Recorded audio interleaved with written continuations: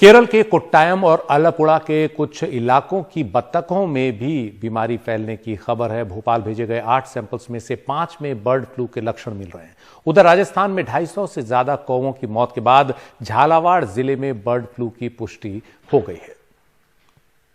हिमाचल प्रदेश झालावाड़ के साथ ही जिन दूसरे जिलों में मरे हुए पंछी मिले हैं उनके सैंपल भी जांच के लिए भेज दिए गए हैं।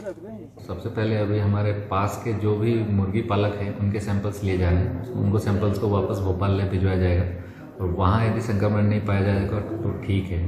यहाँ बाकी जो हमारा जो कंटेनमेंट जोन है उस पर पुलिस की, नगरपालिका और सारे जो विभिन्न विभाग हैं उनकी निगरानी जारी है। जहाँ भी जो बर्ड्स अभी मर रहे हैं तो उनका सेफ डिस्पोजल हम करा रहे हैं। सिर्फ झालावाड़ ही नहीं, बीकानेर, बारां, जोधपुर, पाली, जयपुर समेत 7 जिलों से कौवों की मौत की खबर आई है, जिसके बाद सरकार ने हालात पर नजर रखने के लिए एक नियंत्रण कक्ष भी बना दिया है। डेली इनके जाने क्या बीमारी हो गई, डेली मर रहे हैं यहाँ पर रोज 200-500 तो मर गए होंगे। हाँ, लगभग इतने तो मर गए होंगे। इधर उधर कर रहे हैं और ये दूध कर इधर उधर नाटकी कर ये फड़फड़ा कर मर जाते हैं। कितने दिन में मर जाते हैं? ये कल मर जाएगा ये, बस आज बीमार। मतलब बीमारी तो लगातार चल रही है। हाँ, लगातार। राज्य के जिलों में विशेष दल भेजे जा रहे हैं। अजमेर में काफी बड़ी संख्या में पोल्ट्री का कारोबार है, लेकिन भरतपुर में सबसे बड़ी चिंता है घाना अभयारण्य, जहां सैकड़ों प्रवासी पक्षी आते हैं। जयपुर से हर्षा कुमारी सिंह, एनडीटीवी इंडिया। और सर्दियों में प्रवासी पक्षियों का भारत में बसेरा होता है तमाम इलाकों में। हिमाचल प्रदेश में भी बर्ड फ्लू ने दस्तक दी है। कांगड़ा जिले के पौंग डैम इलाके में पिछले एक हफ्ते में 1700 से ज्यादा प्रवासी परिंदों की मौत हो गई है। भोपाल और बरेली से आई सैंपल रिपोर्ट्स में इन पक्षियों में बर्ड फ्लू की पुष्टि हो गई है, जिसके बाद स्थानीय प्रशासन ने इस इलाके में पर्यटन पर पूरी तरह रोक लगा दी है। साथ ही मछली, अंडे, चिकन समेत तमाम पोल्ट्री उत्पादों की बिक्री भी अगले आदेश तक उस पर पाबंदी लगा दी गई है। सर, अगर बात करें तो ह्यूमन बीइंग के लिए कितना ये जो बर्ड फ्लू है उसमें घातक बोल सकते हैं? देखिए, ये तो मेडिकल फैटर्निटी बता पाएगी, लेकिन काफी घातक होता है और खास करके अभी कोविड का समय चला हुआ है और जो इसके सिम्टम्स होते हैं वो भी कोविड की तरह ही होते हैं। तो ऐसे में लोगों को सेपरेट करना हमें मुश्किल हो जाएगा और इसीलिए इस वक्त तो सबसे जो जरूरी चीज है वो है एहतियात रखना। Prevention is better than cure इस मामले में, क्योंकि ऑलरेडी हम कोविड से जूझ रहे हैं और अगर इसकी मार पड़ती है तो ये डबल मार होगी और ऐसे में बहुत मुश्किल होगा जो वहां के लोग होंगे। कोरोना संकट से जो शहर सबसे ज्यादा प्रभावित थे उनमें महाराष्ट्र का पुणे भी था, लेकिन अब यहां हालात सुधरने के बाद स्कूल खोल दिए गए हैं। स्कूलों में कोरोना को लेकर दिशा निर्देशों का पालन करने को कहा गया है। छात्रों को भी मास्क लगाकर ही आने दिया जा रहा है। पुणे में काफी मामले कोरोना के सामने आए थे, हालांकि अभी स्थिति काफी बेहतर है।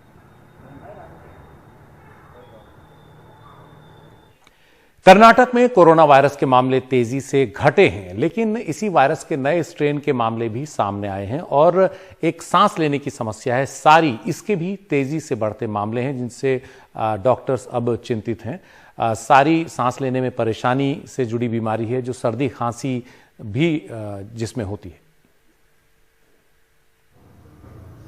सांस लेने में तकलीफ और सर्दी खांसी जैसी बीमारियों से परेशान मरीजों की बढ़ती संख्या चिंता पैदा करने वाली है। कर्नाटक के ठंडे इलाकों जैसे बेंगलुरु, चिकमंगलुरु, शिवमोगा और चामराजनगर जैसे इलाकों में इस तरह के मामले ज्यादा हैं। अखबारों के मुताबिक दिसंबर के महीने में सारी के मामलों में 150% की बढ़त हुई है। डॉक्टर्स का कहना है कि जहां पहले एक अस्पताल में औसतन 2 मरीज आते थे, अब रोज 8 से 15 के बीच आ रहे हैं। लगभग हर अस्पताल के आईसीयू में ऐसे मरीजों को देखा जा सकता है। ऐसे मामले काफी बड़े हैं। मौजूदा मौसम इसकी एक वजह हो सकती है। कई बार तापमान इन इलाकों में 10 डिग्री से भी कम होता है।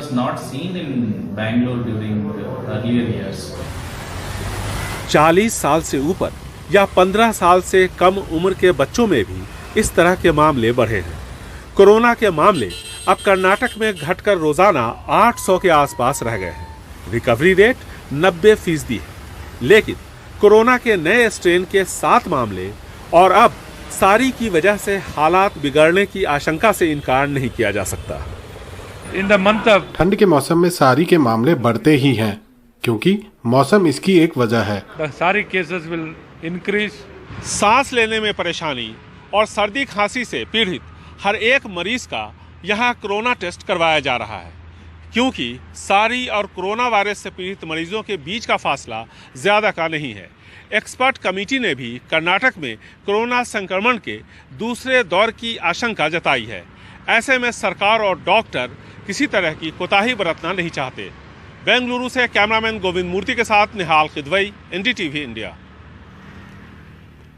उधर बंगाल में विधानसभा चुनाव से पहले बीजेपी ने अपनी पूरी ताकत झोंक दी है। बीजेपी रोड शो कर लगातार अपनी ताकत जनता के बीच दिखाने की कोशिश कर रही है। पिछले महीने अमित शाह ने बोलपुर में रोड शो किया और हाल में बीजेपी में शामिल हुए शुभेंदु अधिकारी भी रोड शो में जुटे हैं। सोमवार को बीजेपी ने कोलकाता में रोड शो किया। पहले रोड शो की इजाजत मिलने में परेशानी हुई, फिर रोड शो पर तृणमूल कार्यकर्ताओं द्वारा जूते फेंकने का आरोप लगा और अंत में रोड शो में शोभन चटर्जी नहीं आए, जिनके आने का दावा किया गया था। शोभन चटर्जी पहले तृणमूल में थे, 2019 में बीजेपी में शामिल हुए। उनकी पत्नी बैशाखी चटर्जी भी नहीं पहुंची। उनका कहना है कि उन्हें सही तरीके से बीजेपी ने इस रोड शो में निमंत्रण नहीं दिया।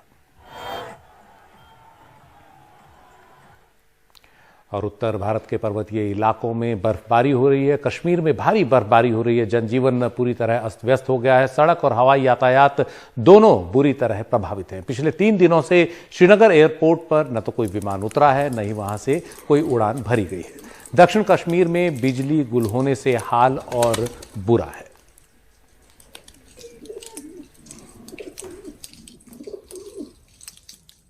पिछले 3 दिनों से कश्मीर में काफी बर्फबारी हो रही है। श्रीनगर एयरपोर्ट से कोई फ्लाइट लैंड कर सकी, न यहां से कोई उड़ान भर सकी। श्रीनगर जम्मू नेशनल हाईवे भी बंद है, जो कश्मीर को मुल्क के दूसरे हिस्सों से मिलाने का एक वाहिद रास्ता है। दूसरे भी जो रोड हैं, चाहे लद्दाख का रोड हो, चाहे मुगल रोड हो, बिल्कुल बंद पड़े हैं। श्रीनगर शहर में ये देख सकते हैं आप, इतनी भारी बर्फबारी हो रही है।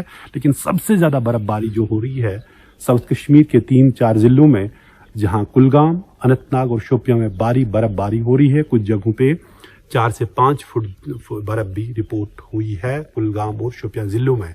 तो कुल मिला के देखा जाए, बर्फबारी ने जिंदगी की जो रफ्तार थी उसको रोक दिया है। यहाँ लोगों को काफी मुसीबतें उठानी पड़ रही है, खासतौर पे बिजली की वजह से। पिछले कई दिनों से बिजली जा चुकी है यहाँ के रूरल एरियाज में, खासतौर पे साउथ कश्मीर में। जबकि श्रीनगर में कल बिजली रिस्टोर की गई है, लेकिन जब जैसा लग रहा है कि ये बर्फबारी हो रही है, इससे दोबारा बिजली मुतासिर हो सकती है।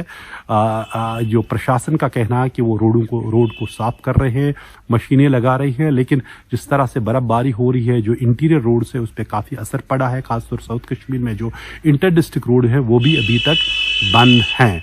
तो बिजली पे असर है इस सर्दी में, जब लोगों के पास बिजली न हो, कितनी मुसीबतें हैं। लेकिन पर्यटकों के लिए ये जन्नत से कम नहीं है, खासतौर पे जब गुलमर्ग या पहलगाम जाए।